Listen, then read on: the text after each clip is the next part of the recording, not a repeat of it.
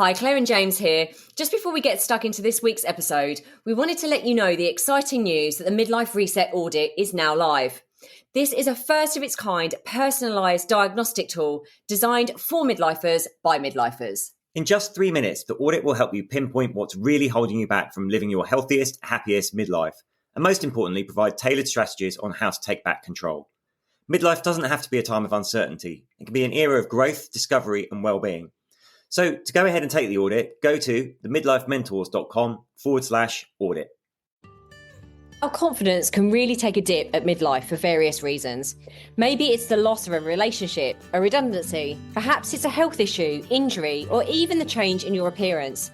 It's important to acknowledge that it can be a challenging time, but equally important to know that with a few small changes, we can rebuild confidence in a fresh and new way that aligns with this stage of life. In this episode, we dive into what that looks like physically and mentally, offering up insights and tips that will help you feel empowered, inspired, and hopeful. As they say, confidence is an inside job, not defined by age. So here's your permission to step boldly into the world and live a life on your terms.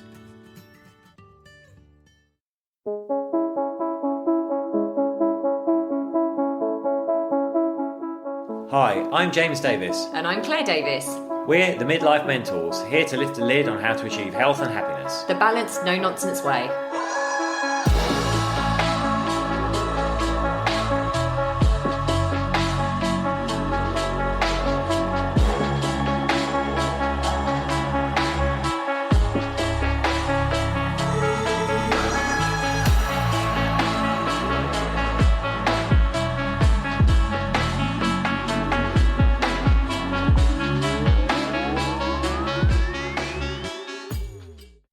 Hello and welcome to another episode of the Midlife Mentors with me, James. And me, Claire. How are we all? We've just had a bit of a laughing fit. James said the Midlife Mentors in a funny way. We I found did it a very funny. funny intro and then we both just cracked up. Couldn't get going again. But here we are. To be there. Maybe we'll have it on the outtakes. Yeah, probably. Anyway, how is everyone?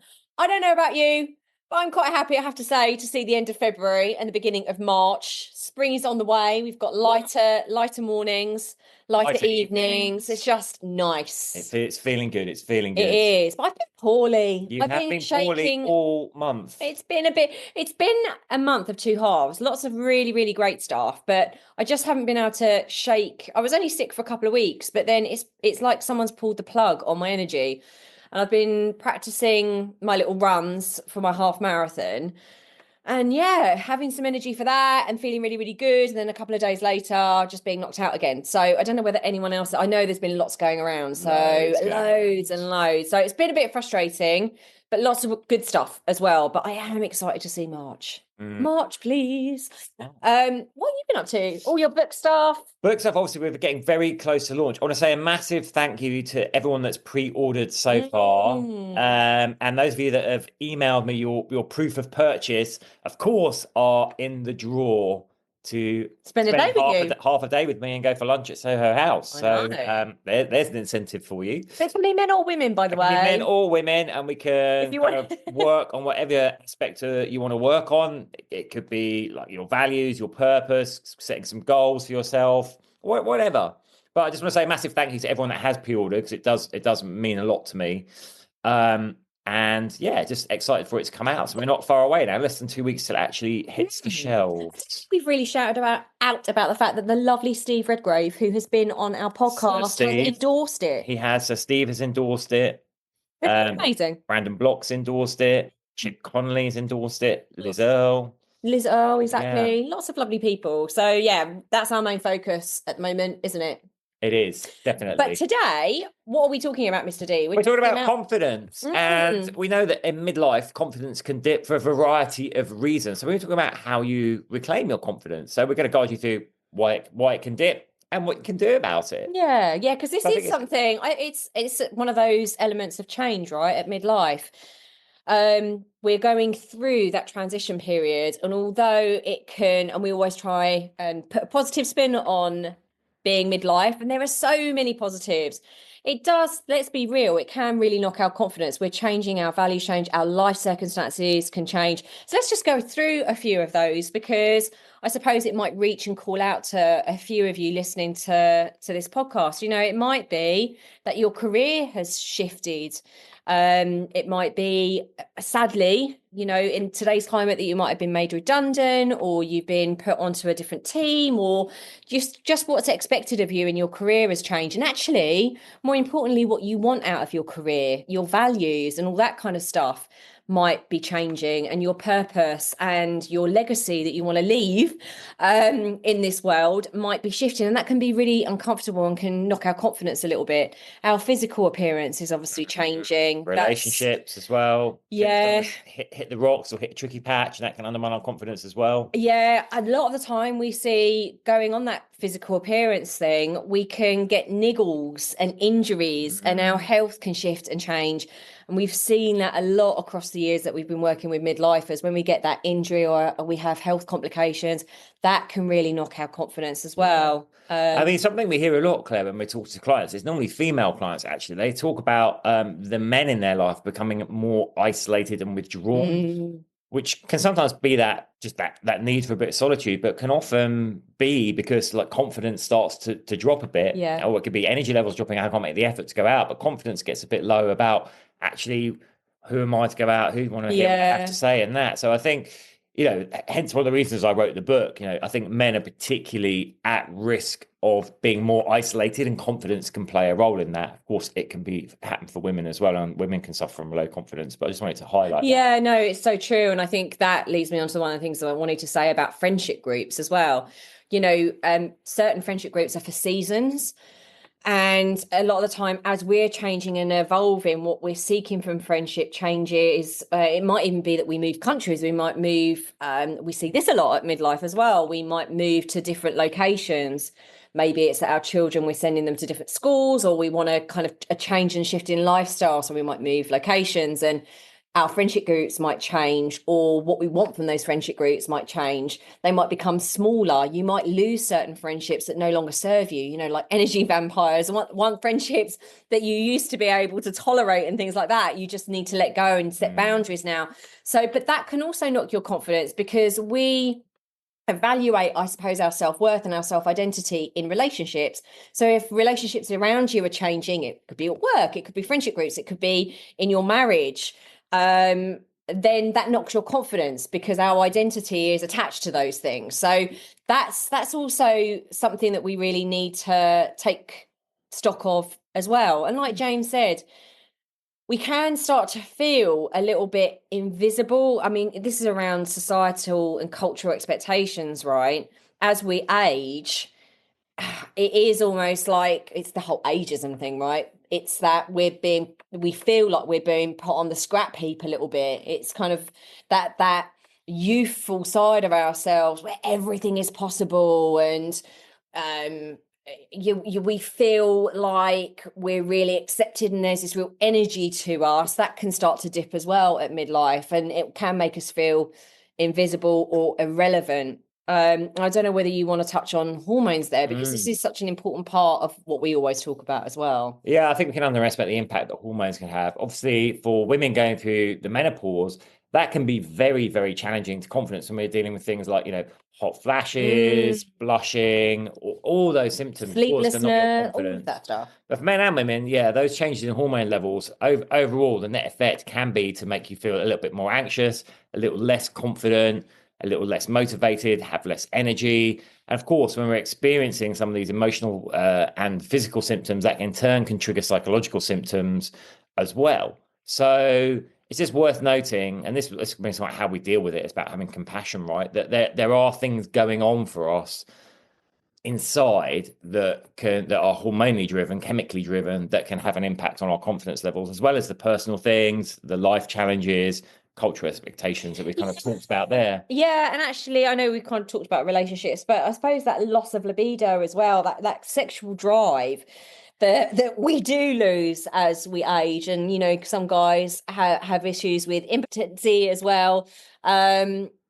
And I suppose that that can start to make us drift apart in relationships. That can start making us feel like we're not wanted, that we're not desirable, and all that kind of stuff as well. So I think we just wanted to put that out there, that that's why we're doing this podcast, is there are multiple reasons of why we might lose our confidence at midlife. And we really wanted to give you that perspective and that turning point by listening to this podcast of what we can start to do to rebuild, take control, take responsibility, and start to rebuild our confidence so we can really, I suppose, embrace this time of midlife and all the changes that come with it. So let's have a chat, James, about like how we can start to get our confidence back, but maybe start at the beginning about some really important things to note about like how we start to go about this. Yeah, well, I think the first is awareness, and with awareness comes some compassion and some self-acceptance. Be like, Yeah.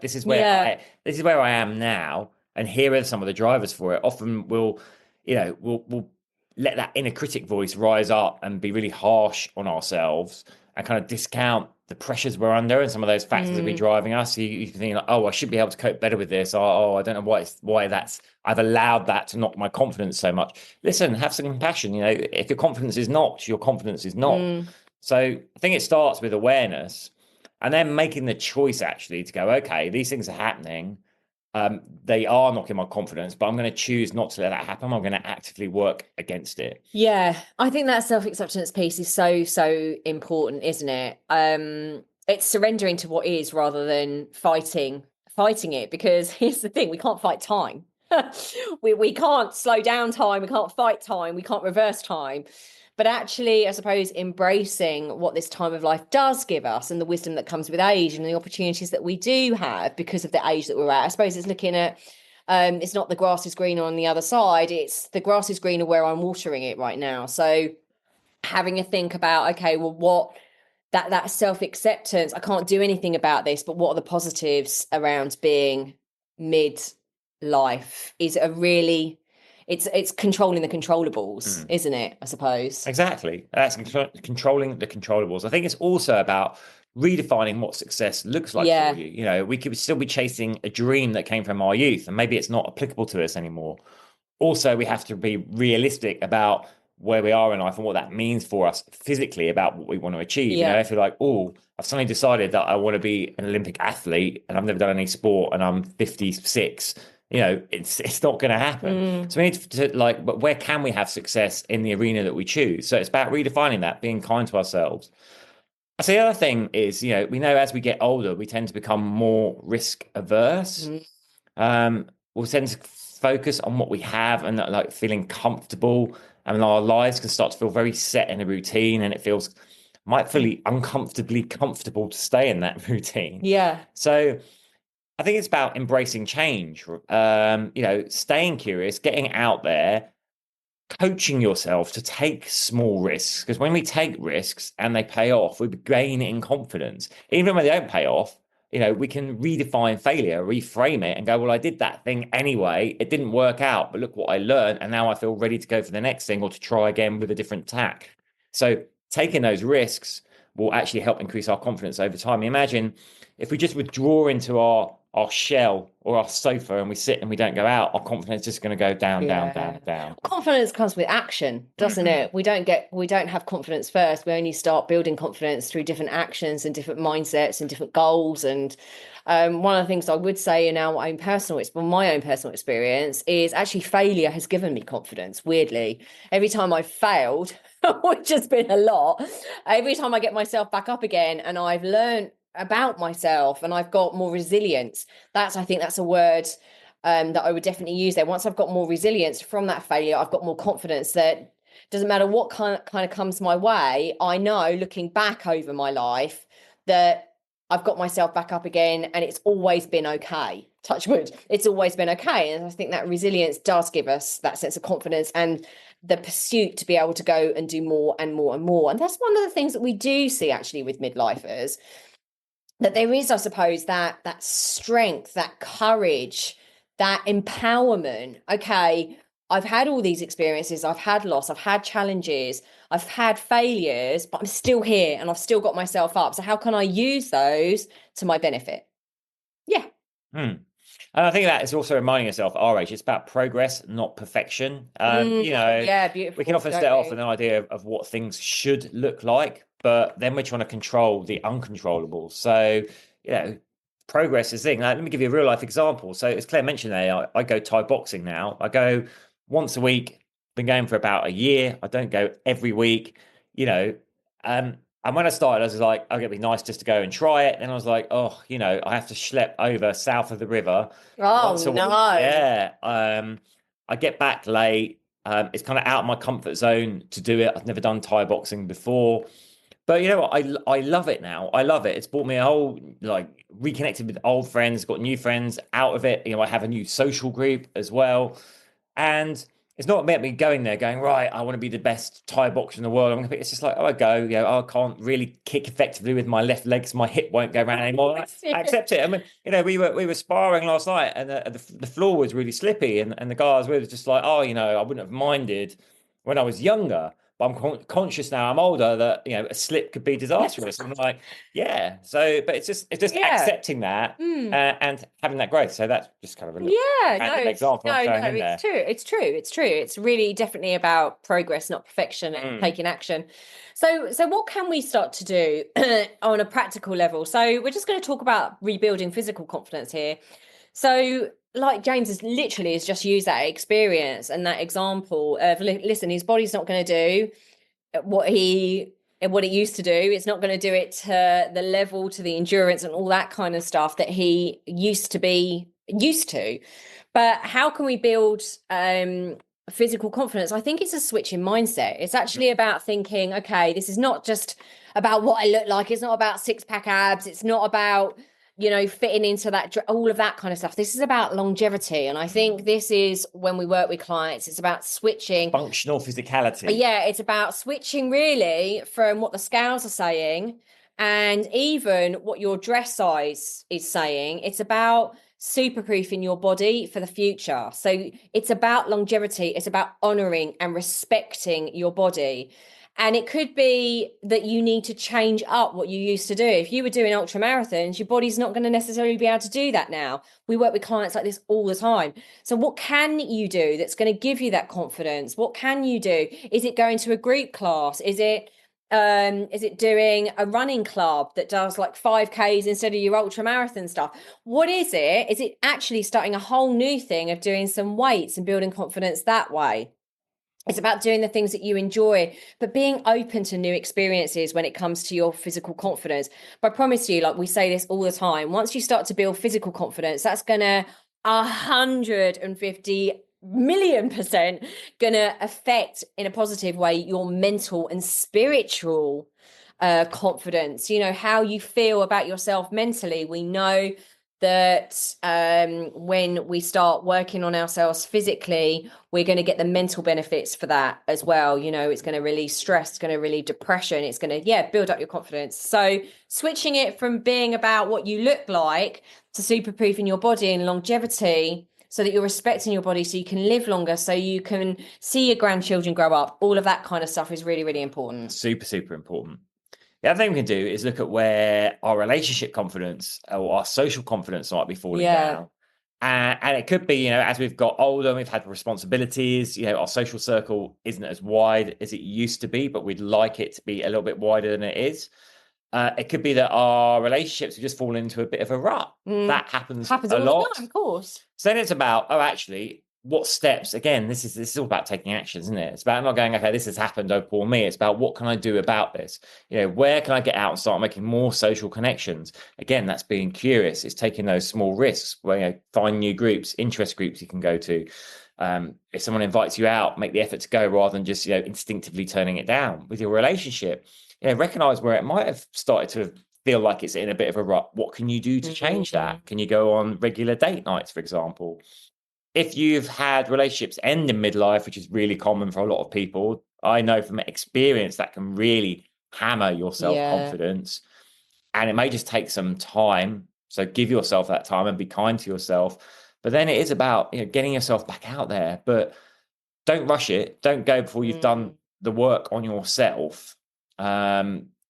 don't try and replace like with like to make yourself feel better. Do the work on yourself, recognize what went wrong last time, make an effort to fix that the next time around, and then get back out there. Yeah. Again, it's about taking those risks with compassion for yourself. Yeah, and I would say making sure that you get support all the way through this. I'll probably keep touching into this.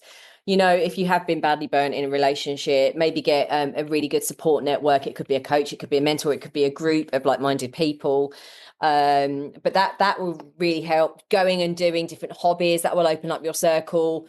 Not just because you want to make new social connections, but it might lead to you meeting someone special. You just don't know. And like James keeps saying as well, it's about being curious and opening yourself up. But I think don't underestimate how the impact relationships can have on our confidence. And around the intimacy, I just want to say that James and I did a podcast that has been hailed as a really, really good podcast. I have people coming to me all the time saying this.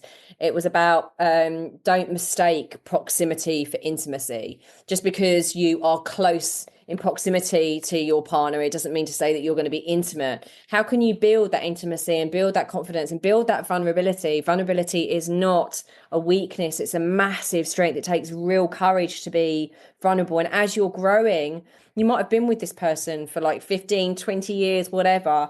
You've changed as individuals. So it's about coming together, talking about your values, being curious with that person, communicating, connecting, and finding ways that you can grow into this new stage of life together confidently, and finding out how you can help that person.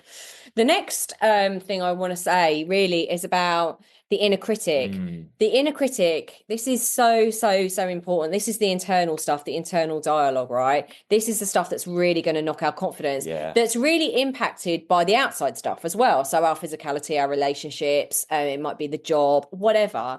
But this can really start to impact how we start speaking to ourselves, how we start the kind of stories that we start to unravel in our head, the over catastrophizing of things. I was going to say the inner critic, right? It sees its job in life is to hold you back. It's to stop you from taking those risks, stop you from being out there. Because it just wants to keep you as you are, because that is safe in inverted commas for it. Yeah. But it's not safe for your life. So when you recognize that, we can deal with the inner critic with compassion and just go, well, do I choose to let that voice rule my decisions, or am I going to reason with it and overrule it? Yeah, and you know, it'll say things like, I just want to give some examples, because I imagine people will be nodding at this when they're listening to this. I'm too old to change. It's too late for me. Who am I to go off and do this new thing? Imposter syndrome comes up.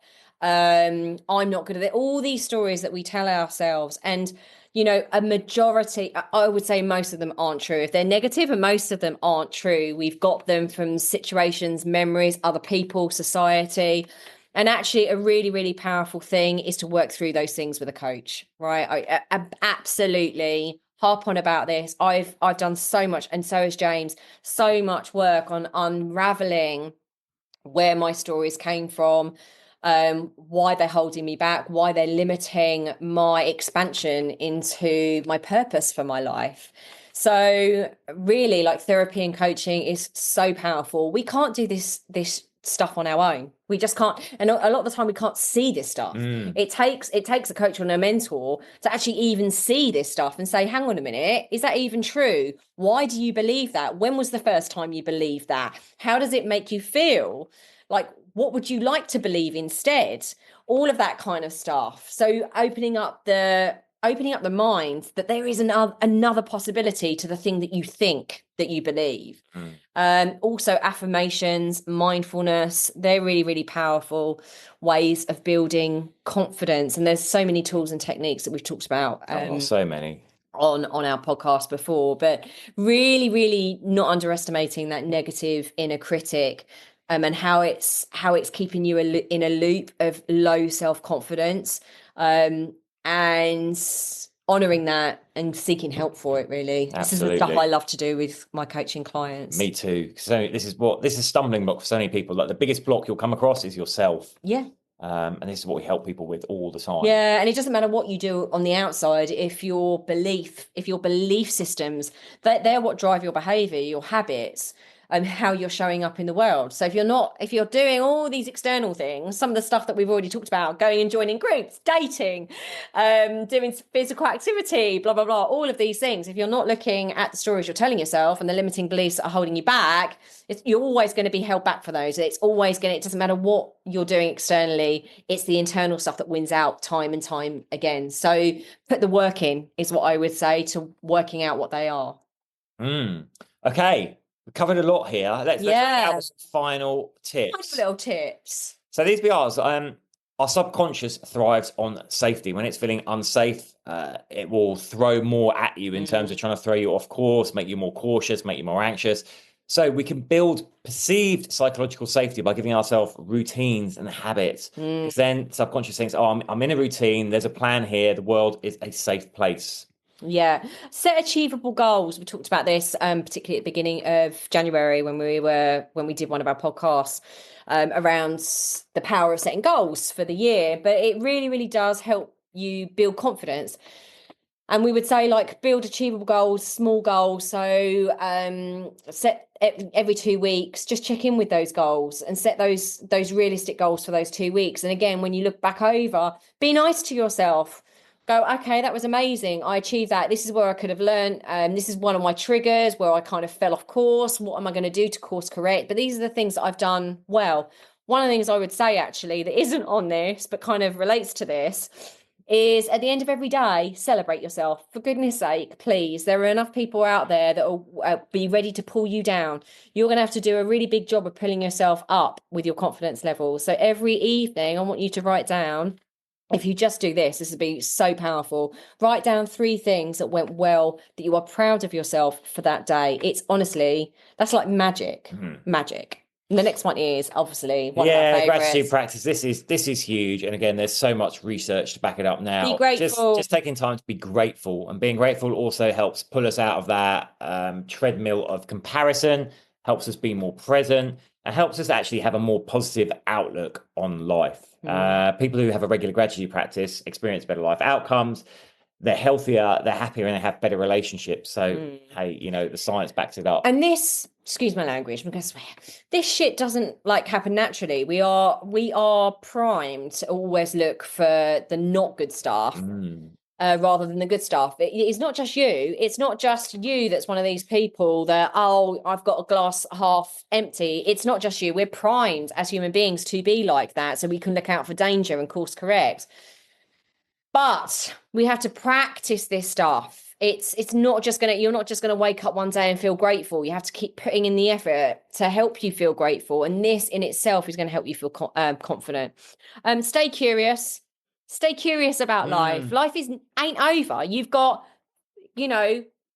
God bless. I hope you have many, many more fruitful years ahead of you to enjoy this wonderful life. This isn't a dress rehearsal. This is the life that you have. Make the most of it. Be curious. Stay open. Don't put yourself down. Don't put limits on yourself. There really is so much more that you can be, do, and have in this lifetime.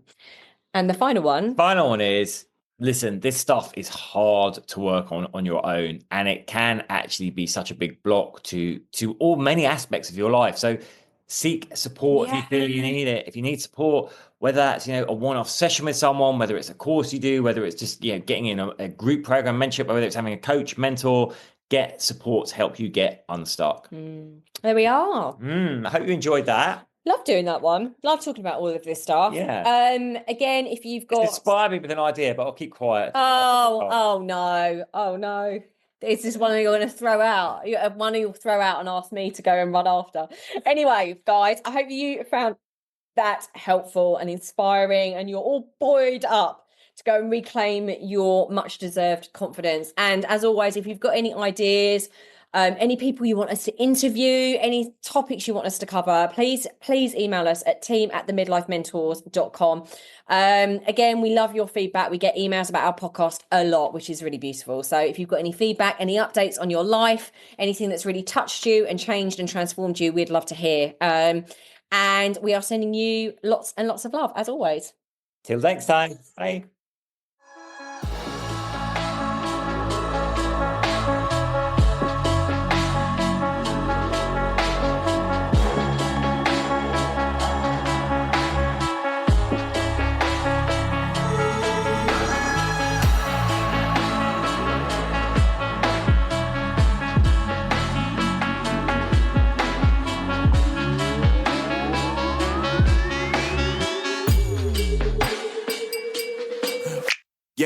been listening to the Midlife Mentors with Claire and James Davis. We'd love to hear from you, so drop us a line at info@themidlifementors.com with any questions or topic suggestions. And make sure you join us on our Facebook page and YouTube channel. You can find us under the Midlife Mentors. Yeah. What? Yeah. Yeah. Yeah.